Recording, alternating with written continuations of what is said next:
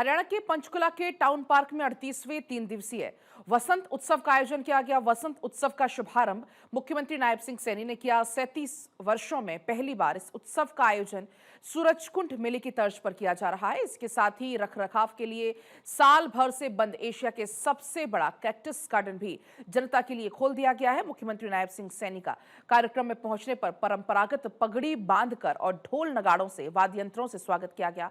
मुख्यमंत्री ने वसंत उत्सव में फूलों की प्रदर्शनी का भी अवलोकन किया और कट फ्लावर, ड्राई फ्लावर, इसके अलावा फ्रेश फ्लावर सेक्शन में फूलों की विभिन्न किस्मों की गहरी रुचि भी उन्होंने इसमें दिखाई। उन्होंने स्वयं सहायता समूह के द्वारा निर्मित विभिन्न उत्पादों के स्टॉलों का भी अवलोकन किया। कार्यक्रम को संबोधित करते हुए सीएम नायब सिंह सैनी ने कहा, वसंत उत्सव हमारी संस्कृति, प्रकृति प्रेम और सामाजिक समरसता का जीवंत उत्सव है। ये उत्सव पूरे प्रदेश के लोगों के लिए आकर्षण का केंद्र बना हुआ है। उन्होंने कहा, पंचकुला हरियाणा का एक आधुनिक और व्यवस्थित शहर है। ये नगर प्राकृतिक सुंदरता, स्वच्छ वातावरण और सुव्यवस्थित विकास का अद्भुत उदाहरण है। यहाँ आधुनिकता और परंपरा का सुंदर संगम दिखाई देता है और आज के इस आयोजन में इस शहर की सुंदरता को और भी बढ़ा दिया है। चारों ओर प्रकृति की अनुपम छटा बिखरी हुई है। हल्की हल्की ठंडी हवा है। हरियाली से भरे हुए वृक्ष हैं और खिले हुए रंग बिरंगे फूल हैं। इन सब को देख करके लगता है कि मानो पूरी प्रकृति स्वयं इस उत्सव में शामिल होकर के आज मुस्कुरा रही है। मुख्यमंत्री ने कहा, भारत विश्व का ऐसा देश है जहां प्रकृति ने हमें अनेक ऋतुओं का वरदान दिया है। हर ऋतु अपने साथ एक नई अनुभूति और नई ऊर्जा लेकर आती है। हमारे देश की संस्कृति भी ऋतुओं के साथ गहराई से जुड़ी हुई है। इसीलिए हर ऋतु के आगमन पर कोई न कोई पर्व या उत्सव मनाया जाता है। हरियाणा सरकार भी पर्यावरण संरक्षण के लिए निरंतर कार्य कर रही है। प्रदेश में हरित क्षेत्र बढ़ाने, जल संरक्षण को बढ़ावा देने और जैव विविधता को सुरक्षित रखने के लिए अनेक योजनाएं शुरू की हैं। पेड़ों के संरक्षण के लिए प्राणवायु देवता पेंशन योजना के तहत 75 साल से ऊपर के पेड़ों के रखरखाव के लिए 3000 रुपए सालाना पेंशन देने का प्रावधान किया हुआ है। अब तक 3819 पेड़ों की पहचान करके उनके अभिरक्षकों को 2 करोड़ 5 लाख रुपए की राशि पेंशन के रूप में दी गई है। इनके अलावा 1541 अतिरिक्त पेड़ों की पहचान की गई है।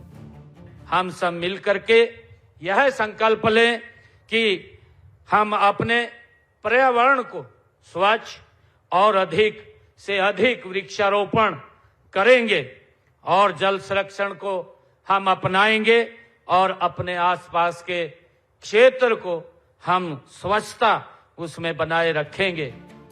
मुख्यमंत्री ने कहा, सरकार ने प्रदेश में ऑक्सीवन विकसित करने की भी पहल शुरू की है। अब तक प्रदेश में 20 ऑक्सीवन स्थापित किए गए हैं। इसके तहत 5 से 100 एकड़ भूमि पर पेड़ लगाए जाते हैं। पंचकुला के बीड़ घग्गर तथा करनाल में पुरानी बादशाही नहर पर ऑक्सीवन का कार्य प्रगति पर है। हमने प्रदेश में ऑक्सीवन विकसित करने की पहल भी शुरू की है। अब से तब प्रदेश में अब तक 20 ऑक्सीवन हम स्थापित किए गए हैं और इसके तहत 5 से 100 एकड़ भूमि पर पेड़ लगाए जाते हैं। साथियों, पंचकुला के बीड़ घग्गर, करनाल में पुरानी बादशाही नगरी और पर ऑक्सीवन का कार्य ये प्रगति पर है।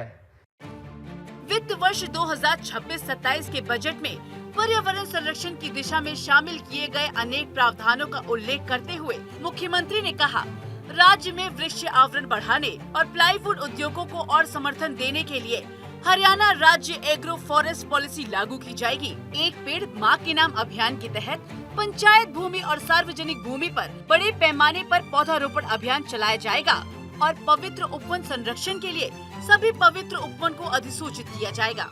इसके अलावा गांव हसनपुर, करनाल में भी वन विभाग की 100 एकड़ भूमि में लगभग 50 करोड़ रुपए की लागत से एक डियर पार्क बनाया जाएगा। साथियों, मुझे पूरा विश्वास है कि पंचकुला का यह वसंत उत्सव आने वाले वर्षों में और अधिक भव्य ये रूप लेगा और पूरे देश में अपनी एक अलग ये पहचान बनाने का ये काम करेगा। मुख्यमंत्री ने कहा, जिस तरह वसंत में पुरानी पत्तियां गिरती हैं और नए अंकुर फूटते हैं, उसी तरह हरियाणा आधुनिकता और प्रगति की नई राह पर आगे बढ़ रहा है। उन्होंने कहा कि आज का ये वातावरण हमें याद दिलाता है कि विकास तभी सार्थक है जब उनमें हमारी संस्कृति और आपसी भाईचारे के रंग घुले हों। ऐसे आयोजनों से जहां एक तरफ हमारे स्थानीय कलाकारों और हस्तशिल्पों को मंच मिलता है, वहीं दूसरी ओर ये पर्यटन और स्थानीय अर्थव्यवस्था को भी नई प्रगति प्रदान करता है। कार्यक्रम के दौरान जाने माने शहनाई वादक पंडित लोकेश आनंद के निर्देशन में संगीतमय प्रस्तुति दी गई। इसके अलावा एक भारत श्रेष्ठ भारत थीम पर विभिन्न प्रदेशों के सांस्कृतिक नृत्य के संगम का बेहतरीन प्रदर्शन किया गया, जिसे दर्शकों ने खूब सराहा। मुख्यमंत्री ने भी कलाकारों के साथ समूह चित्र देकर कलाकारों का हौसला बढ़ाया। चंडीगढ़ से डॉक्टर थानेश्वर शर्मा की रिपोर्ट।